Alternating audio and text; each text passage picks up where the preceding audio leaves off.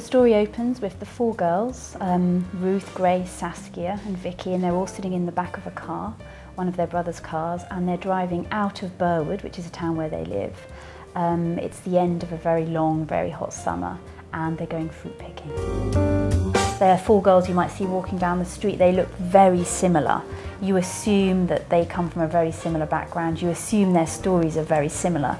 You assume that nothing very much has happened to them in life. There's a sort of uniformity about them, a naivety about them. And as you carry on reading the book, you realise that each one is an individual and that each one has a very, very different story and a very different home life. And then you begin to understand why what has happened has happened. The reason I've set the book in suburbia, I want to talk about lies, I want to talk about deception, and I want to talk about that moment where the illusion is basically broken, and when these four girls become pregnant, the illusion is broken. The media descend on the town, and there's a sense of disbelief. There's a sense of this can't happen here, this can't happen to these kind of girls, this can't happen in this kind of place. The Wonder Girls is very much about illusion and upholding illusion and how people want to appear, how they want to come across to other people, rather than how people actually are.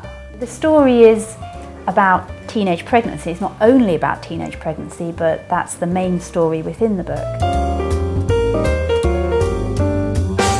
There's a sense of outrage, confusion, and as the story carries on, you see the effect of these pregnancies on the girls themselves, on their families, and also on the town that they live in, especially when the media descends on this town, which it does, because it's a story. There are four girls, four suburban girls, middle class, they all become pregnant, all at the same time.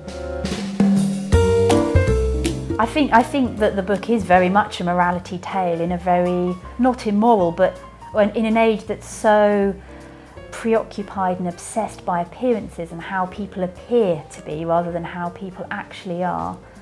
I think one of the important things about the Wonder Girls and about the girls in the book is that when the worst thing that happens to you, one of the worst things that could happen to you happens to you, often the things that come out of that moment are rather wonderful and unexpected, and your life can take a completely different turn.